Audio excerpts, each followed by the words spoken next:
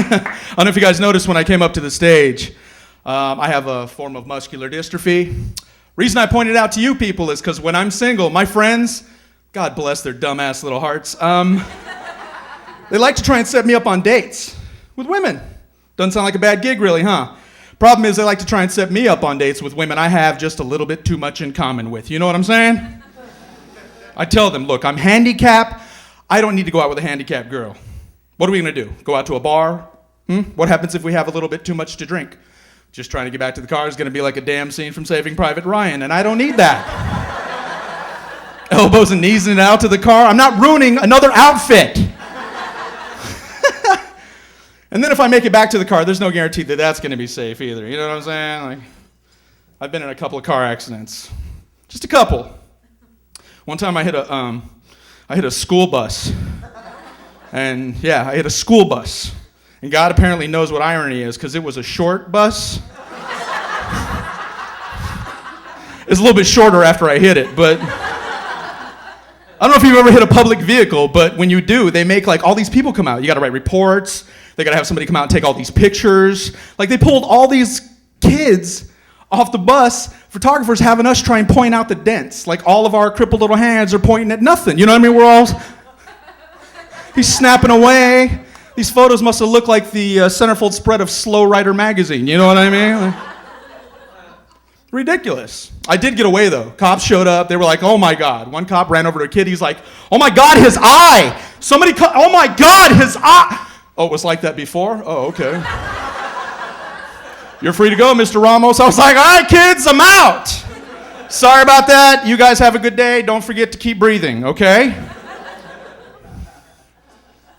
I'm gone. It's the kind of sensitivity I have when it comes to my fellow handicapped people. For instance, there's this couple I know, cutest couple. There's a woman who's in a wheelchair, and her husband is a relatively normal guy. There's nothing really wrong with him other than he's got one of those eyes, like, you know what I'm talking about? Whenever you go and try and talk to these people, you're like, "Hey man, did you see that game on Saturday? What are you looking at?" "Oh, hey, there you are." I didn't. So he's got one of those, not really a disability or a handicap. His wife, as I said, in a wheelchair. But not only is she in a wheelchair, she's in a wheelchair and she wears a helmet. Yeah, I couldn't figure it out either. You know, first time I saw this, I thought to myself, I was like, "Oh my God, how fast does he push her that she needs?" I was upset. I asked him, I was like, "Dude, come here. What? Are you jackassing her into the bushes outside? Huh? Does this keep you from finding the car? What the Just stop it. You know what's funny is because that's a real couple, this is a real couple that I know, I always feel bad when I tell that joke. So I always have to bring her like a hip-hop sticker to put on her helmet every time I see her. She's a really big fan of Snoop Dogg this month. Oh, goodness gracious. So I'm listening to some music today. Being a comic is fun. The problem is I can't turn it off. You know what I mean? Like I'm trying to do normal stuff and the quote-unquote jokes just come. I don't know. I'm listening to music today. Oldie station. I'm listening to Al Green. You guys familiar with the artist Al Green? The Reverend's bad. He's got some jams out. He's got a song out, Let's Stay Together. That's a bad jam.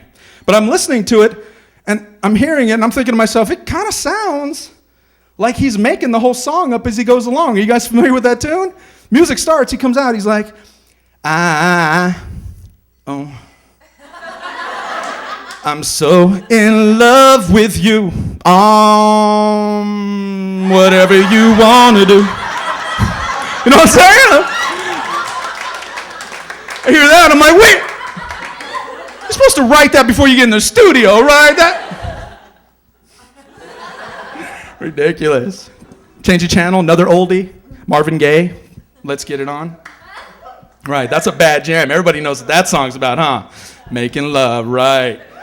I listened to that song, and I think that Marvin is really one of the smoothest cats that has put out a song like that in recent history, because he tries a bunch of different ways to sing the lyrics to try and get the panties, you know what I'm saying? He tries the direct approach, because he's like, stop beating round the bush, and then he gets all mad, won't he get it on? Then he tries preaching because I think he realizes his mistake. He's like, you don't have to worry that it's wrong. If the Spirit moves you, let me groove you. Then he loses it. Just let your love come out if you believe. Jesus. Somebody get Marvin some nookie, you know what I mean? At that point, I think his manager is supposed to run in like, oh, hey, here you go, Marvin, here, the ladies, go rub your boobies on Marvin. Let's go rub your boobies on that, right? That's a good manager, right? Shouldn't a manager do stuff like that, right?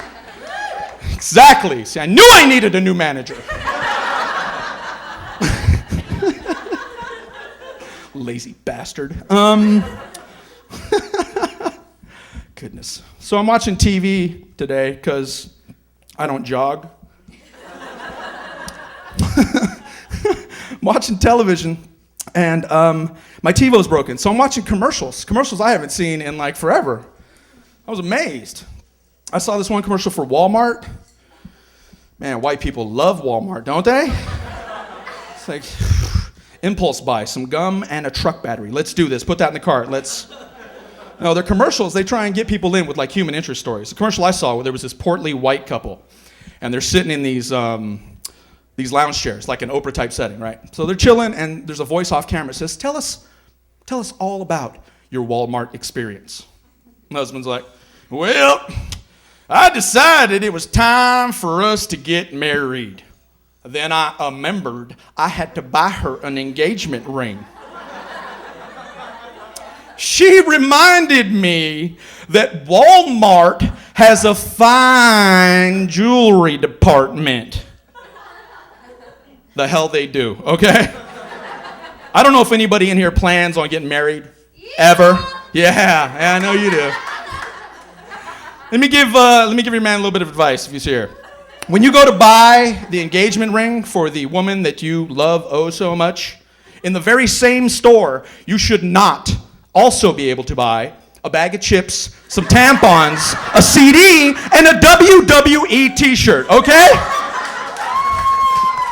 Now that's a proposal I'd love to see. Sweetheart, will you make me and John Cena the happiest men in the world? What's wrong? You want some chips? It would be ridiculous, exactly. So Walmart, buy any crap there. Hey. Yes, Walmart. Watching another commercial, because again, TiVo, kaput, gotta get a new one. Seeing a commercial, guys, I don't know if you've seen this commercial. There's a hair care product commercial that is extremely sexist. There's a Salon Selective commercial out right now.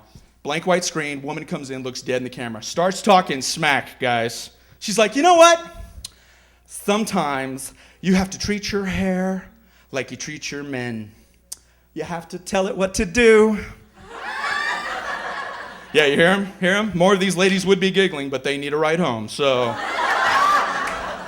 And women would be all pissed off. Same women that are laughing would be all mad if men had that exact same commercial, just a different product. You know what I mean? Like say it was like a new car commercial where a guy gets to come out, look in the camera, and just start talking smack. He's like, hey, how you doing? You know what? Sometimes you got to treat your car like you treat your woman. You see a better one, she gets too old, or you just need to upgrade. Grab yourself a new one. You deserve a sexier model today. Yeah. Kind of not really the same people laughing at that, was it? You guys are cool. My name is Anthony Ramos. Thank you.